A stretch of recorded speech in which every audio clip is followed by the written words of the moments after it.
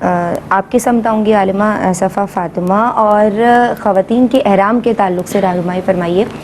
Usually لوگ جو market میں اسکارفس اویلیبل ہوتے ہیں کیپس کے ساتھ، وہ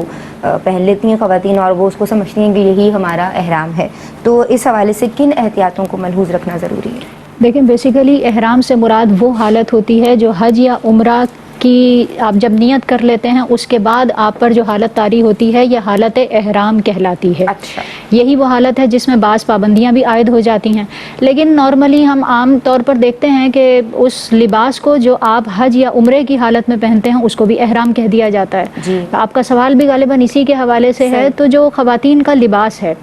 تو وہ اپنے لباس کو یا پھر اپنے عبائے کو احرام کے طور پر استعمال کر سکتی ہیں، یعنی حالت احرام میں اس کو پہن سکتی ہیں۔ بس اس میں خیال یہ رکھنا ہوگا کہ وہ لباس ایسا ہو کہ جتنا آپ کا ستر جو ہے وہ نماز میں کور ہوتا ہے اتنا ہی اس لباس سے کور ہو جائے۔ چہرہ کھلا ہوا ہوگا، ہتھیلیاں اور اس کی بیک سائڈ کھلی ہوئی ہوں گی، اسی طرح قدم کھلے ہوئے ہوں گے، کھلے ہو سکتے ہیں، لیکن اس کے علاوہ باقی چیزیں جو ہیں وہ کور کی جائیں گی۔ اور وہ کور بھی کیسے کپڑے سے ہوں گی کہ لباس میں بھی اس بات کا خیال رکھا جاتا ہے کہ وہ لباس جو آپ نے اختیار کیا وہ ایسا ہونا چاہیے کہ اس سے نہ تو جسم کی رنگت جھلکے اور نہ ہی جسم کا ابھار ظاہر ہو، فٹڈ بھی نہ ہو۔ اچھا، تو اس چیز کا خیال رکھنا ہوگا، نہ ہو، بہت ہلکے رنگ کا بھی نہ ہو، یا اگر بہنیں سفید پہنے تو اس کے ساتھ پھر وہ دبیز کپڑے کا ہونا چاہیے، سی تھرو نہیں ہونا دبیز چاہیے۔ کپڑے کا میں مشورہ تو نہیں دے سکتی کیونکہ گرمی کا موسم ہے، تو جو آپ کے لیے زیادہ مناسب ہے کپڑا،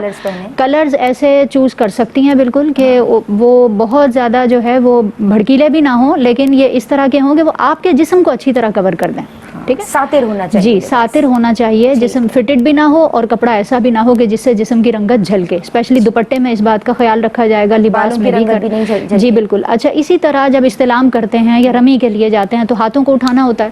اب اس میں یہ ہوتا ہے کہ سلیوز بعض اوقات پیچھے ہو جاتی ہیں، تو کوئی ایسا انتظام کریں کہ یا تو لاسٹک اس میں ہو یا کوئی بھی ایسی چیز ہو الگ سے سلیوز خرید کے جاتی ہوں، اس میں سٹائلش وہ بیل سلیوز ہوتی ہے، تو اس کے اندر پھر سلیوز پہنے، بالکل اس میں سلیوز پہننی ہوں گی کیونکہ وہ پھر جب اوپر ہوتے ہیں تو کلائیاں کھل جاتی ہیں، کلائیاں نہ کھلیں۔ اسی طرح ایک بات اور عرض کر دوں کہ بالوں کو اچھی طرح سے پہلے سے ہی کور کر لیں، کوئی سافٹ انر اسکارف وہ کیپس ہوتے ہیں وہ لے لیے جائیں، وہ پہن لیں تاکہ اچھے طریقے سے پہلے ہی آپ کور کر لیں۔ وہاں رش ہوگا، بال اگر نکل جاتے ہیں یا کھل جاتے ہیں تو وہاں پر پھر ان تمام چیزوں کا خیال رکھنا اور اس کو دوبارہ سے ڈھکنا بہت مشکل ہو جاتا ہے۔ پہلے سے ایسا اہتمام کریں کہ وہاں پر دوپٹہ وغیرہ نہ کھلے اور اچھے طریقے سے کوئی کیپس وغیرہ لے لیے جائیں جس سے آپ بالوں کو کور کر لیں۔ ونس آپ نے احرام کا جو بھی اسکارف ہے اس کو پہنا، کیونکہ خواتین تو وہی عبایا یا دوپٹے وغیرہ پہن رہی، تو وضو کے لیے اس کو تبدیل بھی کیا جا سکتا ہے، اس کو اتارا بھی جا سکتا ہے، بالکل چینج کر جو سکتے ہیں۔ بہنیں سمجھتی ہیں ایک دفعہ پہن لیا تو اب یہ نہ ٹوپی اترے گی نہ یہ اسکارف اترے گا، بعض اوقات ناپاک بھی ہو سکتے ہیں کپڑے، تو وہ پھر اس میں